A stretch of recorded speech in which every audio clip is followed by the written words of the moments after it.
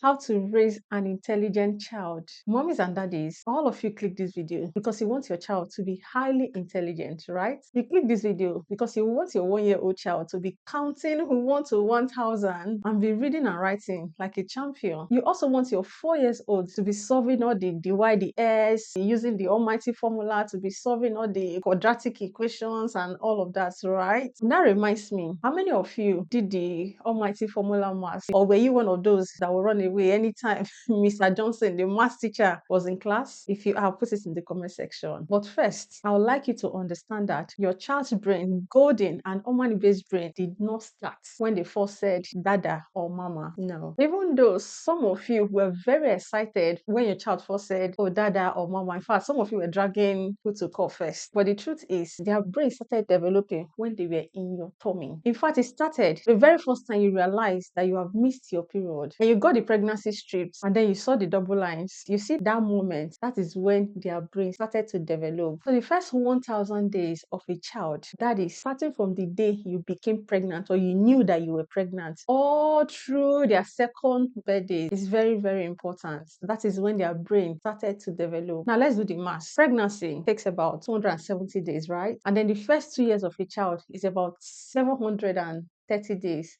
So add it all together, that would be a period of about 1,000 days. Did you get it? Put it in the comment section. I call this period the foundation stage. Just like we all know the foundation of a house. If you don't lay the right foundation for a building, what do you think will happen? The building will collapse, right? The same thing is applicable to your child. You want their brain to stand firm, right? You want them to be highly intelligent, right? So you must focus on the foundation. So during these 1,000 days, your child's brain forms up to 90% of its basic structure, and over 1 million neural connections forms per second. So if you're intentional during this period, you will be setting this stage for not just their brain, but also for how they will behave. So whether your child will be fast learner or slow learner, or whether they will be able to take informations or store informations in their brain, or whether they'll be able to even bring out the information, whatever they've learned, whether they'll be able to bring it out, will be dependent on what you do during this stage. Also, their behaviors, their emotions, their future health,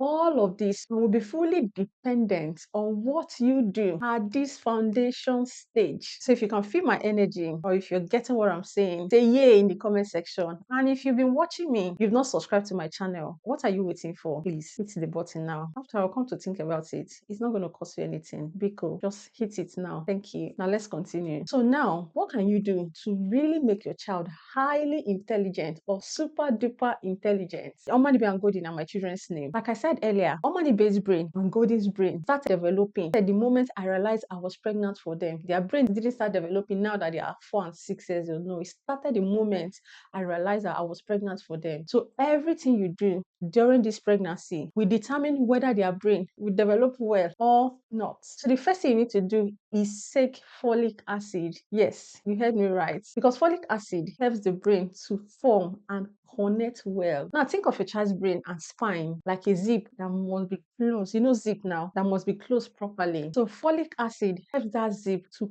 close completely. And without it, the zip may partly open. And the danger is, once your child's brain closes wrongly, it cannot be reopened again. Or say, oh, maybe I'll fix it later. No, it cannot. And you see all of these serious brain and spine problems, folic acid helps to reduce it greatly. Another thing to avoid during pregnancy is toxins. Toxins are things that can affect the development of your child's brain. In fact, not just their brain, but their bodies, their organs while in your womb. So avoid things like smoking, alcohol, or avoid, all those environmental chemicals like cleaning chemicals, those pestilence, those paints, in fact, avoid any chemicals with harsh smells. So avoid exposures to pollutions. Another thing to ensure you carry out during pregnancy is infection. Whether you're having discharge or not, or even whether you are having maybe fever, please, I beg you, just go and carry out a test to ensure that you are infection free. Because you see this infection, it can mess your child's brain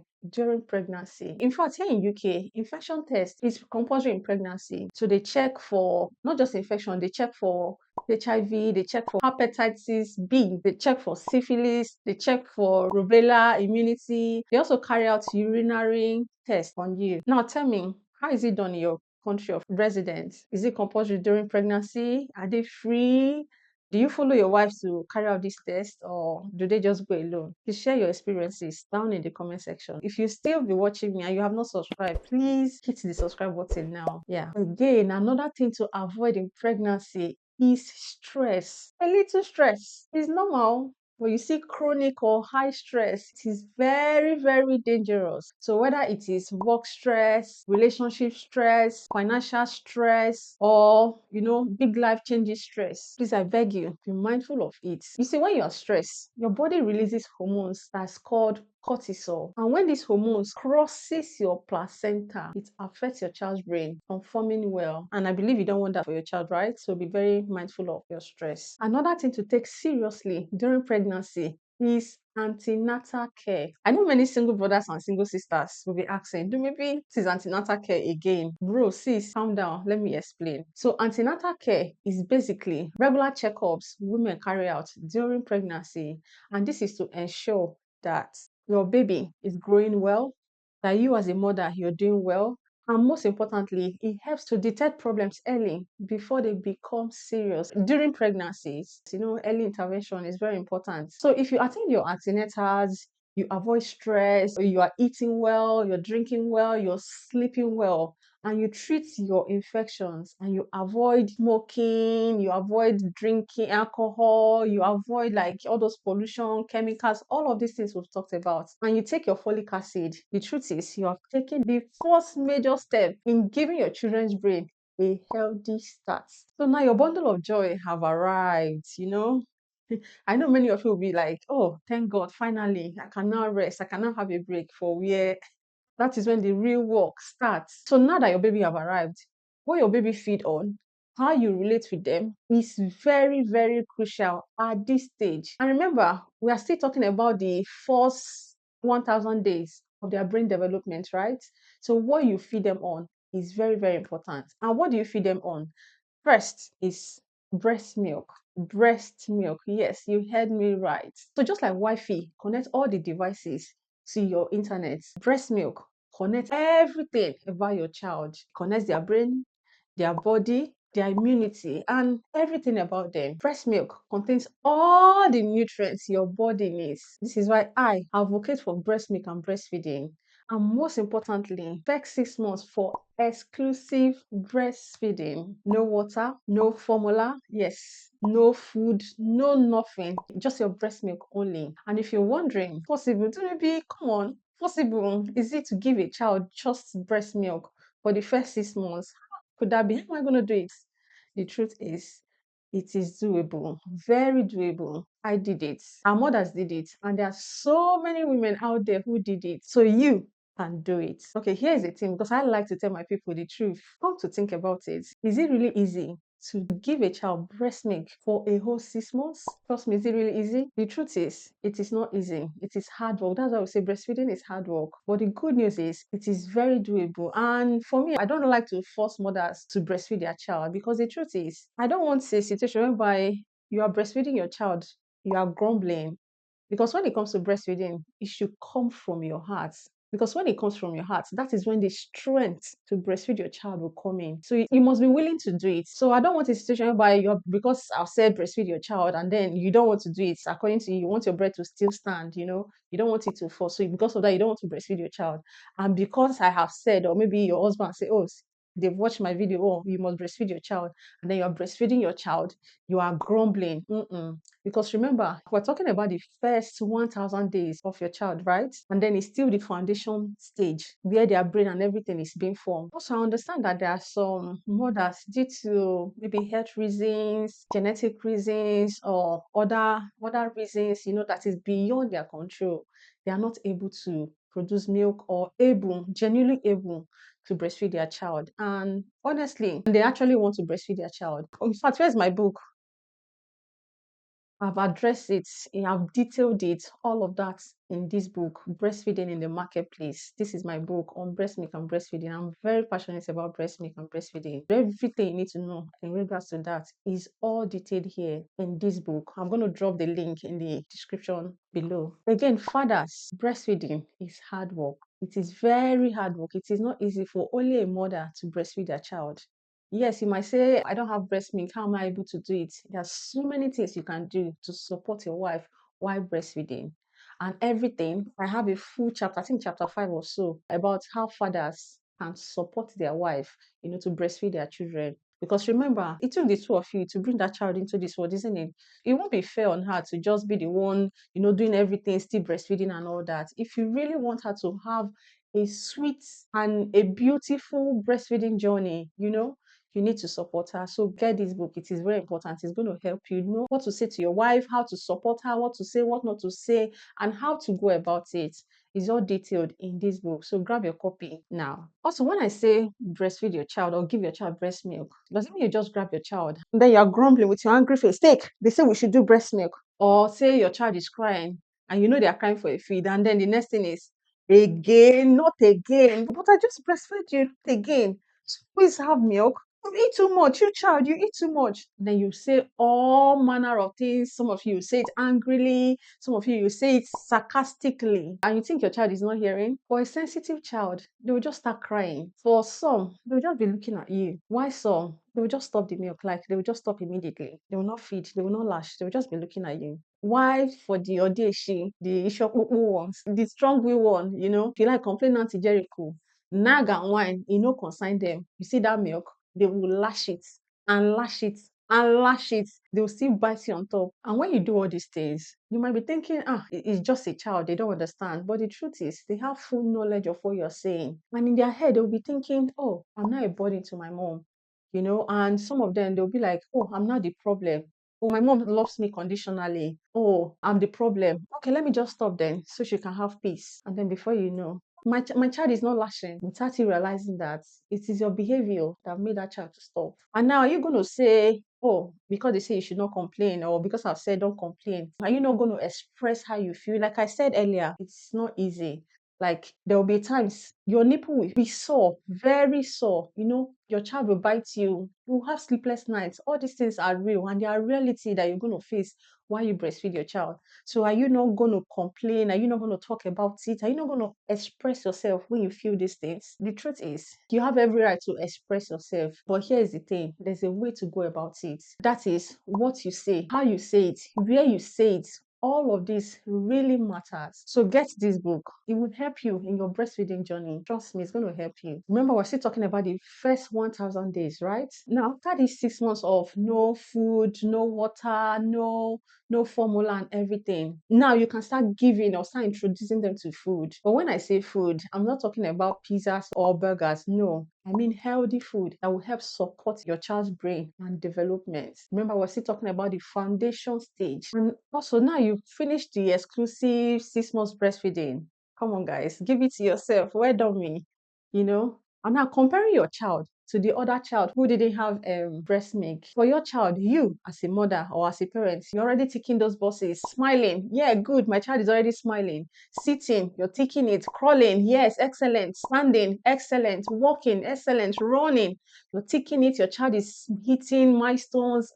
They are just hitting it straight away. While for the other child that didn't have breast milk, at that point, we'll just be trying to figure out how to go about his own, maybe just trying to learn how to do things, figuring out why your own child is already, flying high. So that is really the difference. Yes, you heard me right. Again, I ask, are you going to relax at this point? No. Why? Because your child's brain is still under construction. So at this stage, your child needs certain food and certain nutrients. And when it comes to your child's brain and development, it is in those little things you do and not really about the big things. And you see these little things, it is called micronutrients. So what is micronutrients? Micronutrients, what helps your child's brain to stand properly. Think of micronutrients like, those tiny Lego pieces. They're very small, right? But without them, your child's brain and body castle will stand properly. So the first micronutrients your child needs is iron. This is like the engine oil for your child's brain. Without iron, their brain won't function effectively. And lack of iron in your child can lead to anemia, it can lead to poor attention, slow movement, and it will even affect the way they think, the way they reason, and all of that. And the second micronutrient is iodine. Yes, iodine. Now, if a mother's iodine is low, it's just like you sending your child to school without pencil, without books. How are they going to write and how are they going to learn? So it will be difficult for them, right? So the same thing is applicable to your children. This is why research had it that severe iodine deficiency is one of the most common preventable causes of intellectual disability all over the world. Yes. Another micronutrient you can give to your child is vitamin D. Mothers are always advised to give their newborn, vitamin D. Even adults, even we adults, we children, we're always advised to give our children vitamin D. It is very important. And that's why you see some children, because they don't have enough vitamin D in them, little thing, you see them who might feel really tired. Some of them, they are losing focus, they are not concentrating, they are just struggling with things. Some of them are struggling to learn. So the thing is, when you experience any of this in your child, please speak to a doctor. You never know, they might be lacking vitamin D. So another micronutrient is zinc, another one is vitamin D, and another one is DHA and omega-3 fatty acid. This fatty acid usually helps your child's brain to communicate faster. So give your children things like sardine, give them egg, give them avocado, give them salmons, give them mackerel fish. Yes, very yum. Give it to them. So guys, the truth is, you can actually be giving your child all of these things and seem you unconsciously ruin it with junks and sugar. So be very mindful of this. So another thing you need to do is sleep. Let your children sleep. Get them to sleep because their brain, it grows more during sleep than when they are awake. Now, can you see that your child being awake at 10 p.m., watching Cocomelon, can you see that you're not doing them any good? Also, sleep helps their brain to store what they have learned during the day. You see, while they are asleep, everything they've learned during the day, their brain is storing it while they are asleep. And their brain is also doing four major things. First, I'll say is their brain is also forming new connections. Their brain is also storing what they have learned during the day. It's also helping them to calm down, to regulate their emotions.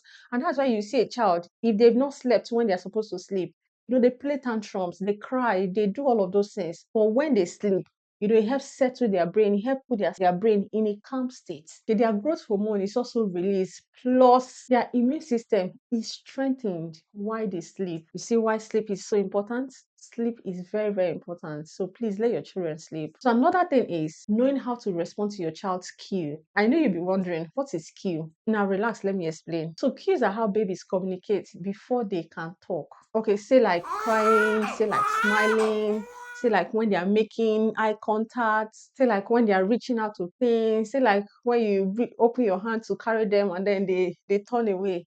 All of this, when they do all of these things, it's called cue. So a baby's cue is basically them saying, something is happening to me. Please respond to me or respond to it.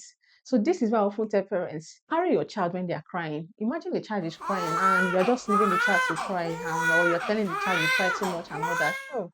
Every child cry means that child is communicating a need. So for their brain connection, it gets stronger every time you respond to their cues. And this is how they build trust. Did you get it? Yes. I hope you're still with me. So another thing is play. Play, like I often say, it is the work of a child. It is the language the child speaks. So there's nothing like you child, you play too much or you're leaving your child on the screen when they're supposed to be running and be jumping and be doing all of those messy stuff, Play helps your child think. Play helps your child remember things. Play helps your child control their emotions. It helps them problem solve. It helps them know or learn how to relate with people. So let your child play. Read to them, talk to them, take them out, give them real life experiences instead of TV. In fact, the World Health Organization has already said it, that children under 2 have no business with screen. So if your child is under 2, you are still giving them screen. Trust me, you're doing a very great damage to that child's brain. Yes. So the first 1,000 days is the foundation stage of a child, and this stage is very crucial for their brain development. So trust me, this thing I've